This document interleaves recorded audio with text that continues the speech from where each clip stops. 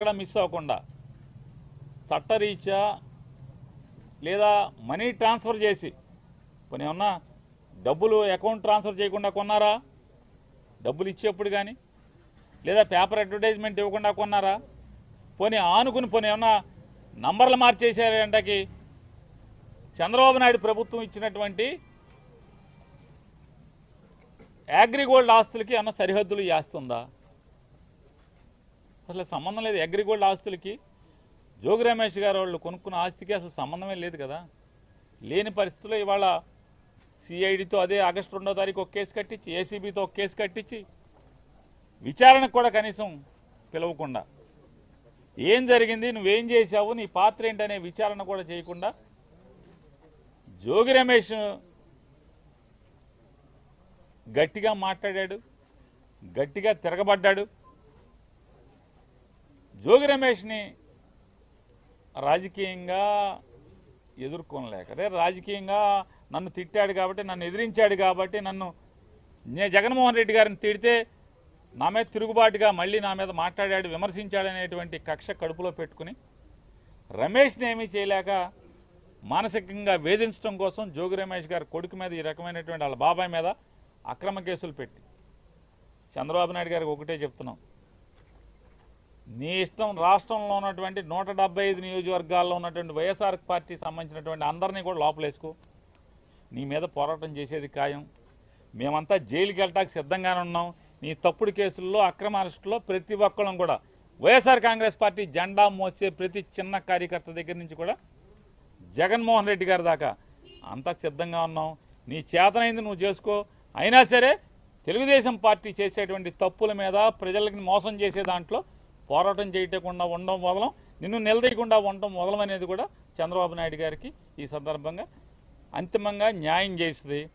జగన్మోహన్ రెడ్డి గారిని దగ్గర నుంచి వాళ్ళ జోగి రమేష్ గారి కుటుంబాన్ని నువ్వు ఎవరిని వేధించదలుచుకున్నా మేము న్యాయ పోరాటం చేస్తాం, ధర్మ పోరాటం చేస్తాం. ఖచ్చితంగా నీ మీద తిరుగుబాటు చేసి రాజకీయ పోరాటం కూడా చేసి అన్నింటిని కూడా ఎదుర్కొని ఖచ్చితంగా 2029కి మీ ప్రభుత్వాన్ని పడదయటానికి కావాల్సినటువంటి ప్రతి పోరాటాన్ని చేస్తాం.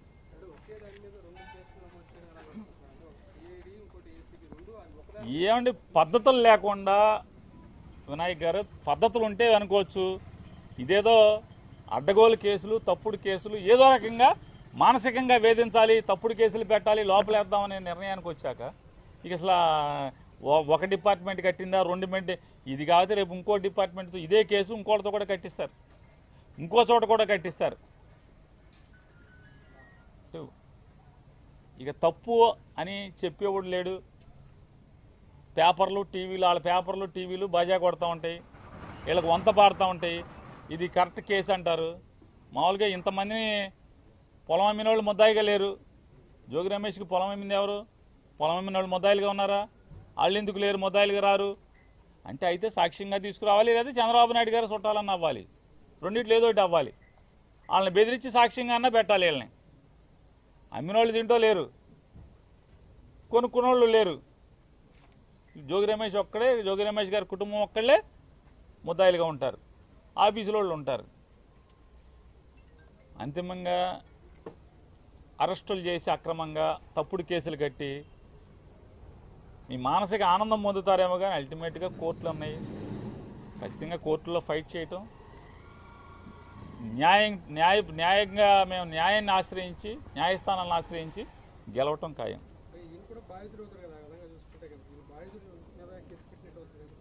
అదే అన్నా, నీకు ఉచ్చం నీచం వాయు వరుసలు ఏం లేవు.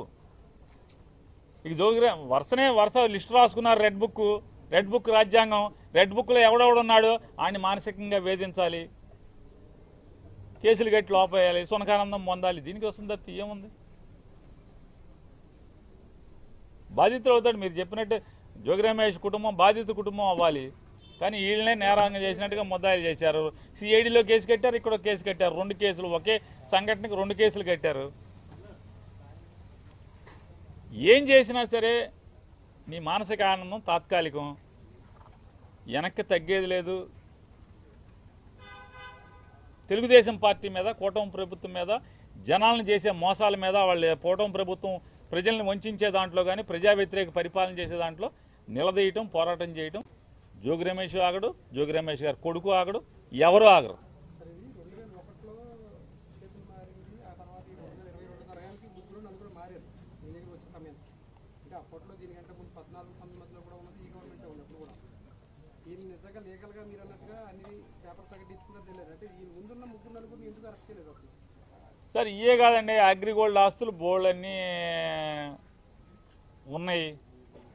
చంద్రబాబు నాయుడు గారు మనుషులే కొనుక్కున్నారు అగ్రిగోల్డ్ ఆస్తులు. చంద్రబాబు నాయుడుతో రోజు పక్కన ఉండేవాళ్ళే కొనుక్కున్నారు. ఎవరిని అరెస్టులు చేయరు. ఇది అగ్రిగోల్డ్ కాకుండా ఇది అగ్రిగోల్డ్ ఆస్తి కాదు, అగ్రిగోల్డ్ జీవోలో ఇచ్చిన సర్వే నంబరు కాదు. పోనీ గవర్నమెంట్ నిజంగానే ఆ నంబర్ తీసుకుని సర్వే చేస్తే ఈ భూమి అయితే పోనీ జగన్మోహన్ మన జోగి రమేష్ గారు వాళ్ళ కుటుంబాన్ని ఏదో వేధించవచ్చు. అది కాదు కదా.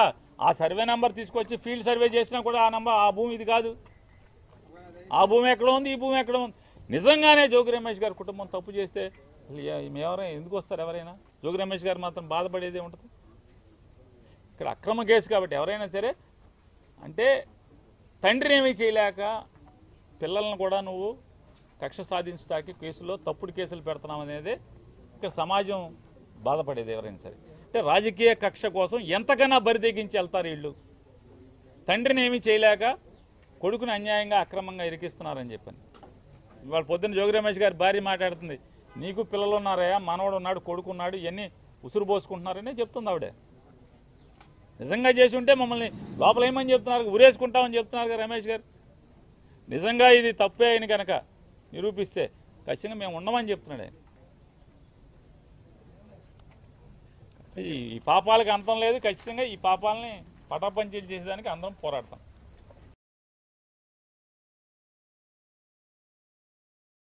డబ్బులు అకౌంట్ ట్రాన్స్ఫర్ చేయకుండా కొన్నారా? డబ్బులు ఇచ్చేప్పుడు కానీ లేదా పేపర్ అడ్వర్టైజ్మెంట్ ఇవ్వకుండా కొన్నారా? పోనీ ఆనుకుని పోనీ ఏమన్నా నంబర్లు మార్చేసారంటకి చంద్రబాబు నాయుడు ప్రభుత్వం ఇచ్చినటువంటి అగ్రిగోల్డ్ ఆస్తులకి అన్న సరిహద్దులు ఈ ఆస్తి ఉందా? అసలు సంబంధం లేదు. అగ్రిగోల్డ్ ఆస్తులకి జోగి రమేష్ గారు వాళ్ళు కొనుక్కున్న ఆస్తికి అసలు సంబంధమే లేదు కదా. లేని పరిస్థితుల్లో ఇవాళ సిఐడితో అదే ఆగస్టు 2వ తారీఖు ఒక కేసు కట్టించి, ఏసీబీతో ఒక కేసు కట్టించి విచారణకు కూడా కనీసం పిలవకుండా ఏం జరిగింది, నువ్వేం చేశావు, నీ పాత్ర ఏంటనే విచారణ కూడా చేయకుండా జోగి రమేష్ గట్టిగా మాట్లాడాడు, గట్టిగా తిరగబడ్డాడు. జోగి రమేష్ని రాజకీయంగా ఎదుర్కొనలేక, రాజకీయంగా నన్ను తిట్టాడు కాబట్టి, నన్ను ఎదిరించాడు కాబట్టి, జగన్మోహన్ రెడ్డి గారిని తిడితే నా మీద తిరుగుబాటుగా మళ్ళీ నా మీద మాట్లాడాడు, విమర్శించాడనేటువంటి కక్ష కడుపులో పెట్టుకుని రమేష్ని ఏమీ చేయలేక మానసికంగా వేధించడం కోసం జోగి రమేష్ గారి కొడుకు మీద ఈ రకమైనటువంటి వాళ్ళ బాబాయ్ మీద అక్రమ కేసులు పెట్టి చంద్రబాబు నాయుడు గారికి ఒకటే చెప్తున్నాం, నీ ఇష్టం రాష్ట్రంలో ఉన్నటువంటి 175 నియోజకవర్గాల్లో ఉన్నటువంటి వైఎస్ఆర్ పార్టీకి సంబంధించినటువంటి అందరినీ కూడా లోపలేసుకో, నీ మీద పోరాటం చేసేది ఖాయం. మేమంతా జైలుకి వెళ్ళటానికి సిద్ధంగానే ఉన్నాం. నీ తప్పుడు కేసుల్లో అక్రమ అరెస్టులో ప్రతి ఒక్కళ్ళం కూడా వైఎస్ఆర్ కాంగ్రెస్ పార్టీ జెండా మోసే ప్రతి చిన్న కార్యకర్త దగ్గర నుంచి కూడా జగన్మోహన్ రెడ్డి గారి దాకా అంతా సిద్ధంగా ఉన్నాం. నీ చేతనైంది నువ్వు చేసుకో. అయినా సరే తెలుగుదేశం పార్టీ చేసేటువంటి తప్పుల మీద ప్రజలకి మోసం చేసే దాంట్లో పోరాటం చేయకుండా ఉండడం వదలం, నిన్ను నిలదీయకుండా ఉండడం వదలం అనేది కూడా చంద్రబాబు నాయుడు గారికి ఈ సందర్భంగా అంతిమంగా న్యాయం చేస్తుంది. జగన్మోహన్ రెడ్డి గారిని దగ్గర నుంచి వాళ్ళ జోగి రమేష్ గారి కుటుంబాన్ని నువ్వు ఎవరిని వేధించదలుచుకున్నా మేము న్యాయ పోరాటం చేస్తాం, ధర్మ పోరాటం చేస్తాం. ఖచ్చితంగా నీ మీద తిరుగుబాటు చేసి రాజకీయ పోరాటం కూడా చేసి అన్నింటిని కూడా ఎదుర్కొని ఖచ్చితంగా 2029కి మీ ప్రభుత్వాన్ని పడదయటానికి కావాల్సినటువంటి ప్రతి పోరాటాన్ని చేస్తాం.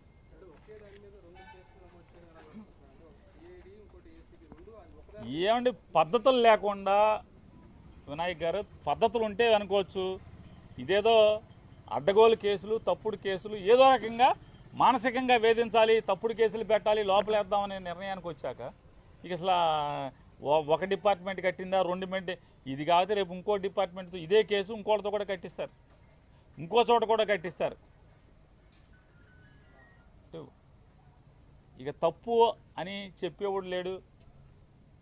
పేపర్లు టీవీలు, వాళ్ళ పేపర్లు టీవీలు బాజా కొడతా ఉంటాయి, వీళ్ళకి వంత పాడుతూ ఉంటాయి. ఇది కరెక్ట్ కేసు అంటారు. మామూలుగా ఇంతమందిని పొలం అమ్మిన వాళ్ళు ముద్దాయిగా లేరు. జోగి రమేష్కి పొలం అమ్మింది ఎవరు? పొలం అమ్మిన వాళ్ళు ముద్దాయిలుగా ఉన్నారా? వాళ్ళు ఎందుకు లేరు, ముద్దాయిలుగా రారు అంటే అయితే సాక్ష్యంగా తీసుకురావాలి, లేదా చంద్రబాబు నాయుడు గారు చుట్టాలన్న అవ్వాలి. రెండిట్లో ఏదో ఒకటి అవ్వాలి. వాళ్ళని బెదిరించి సాక్ష్యంగా అన్నా పెట్టాలి. వీళ్ళని అమ్మిన వాళ్ళు తింటో లేరు, కొనుక్కున్నోళ్ళు లేరు. జోగి రమేష్ ఒక్కడే, జోగి రమేష్ గారి కుటుంబం ఒక్కళ్ళే ముద్దాయిలుగా ఉంటారు, ఆఫీసులో వాళ్ళు ఉంటారు. అంతిమంగా అరెస్టులు చేసి అక్రమంగా తప్పుడు కేసులు కట్టి మీ మానసిక ఆనందం పొందుతారేమో, కానీ అల్టిమేట్గా కోర్టులు ఉన్నాయి. ఖచ్చితంగా కోర్టుల్లో ఫైట్ చేయటం, న్యాయంగా మేము న్యాయాన్ని ఆశ్రయించి, న్యాయస్థానాలను ఆశ్రయించి గెలవటం ఖాయం.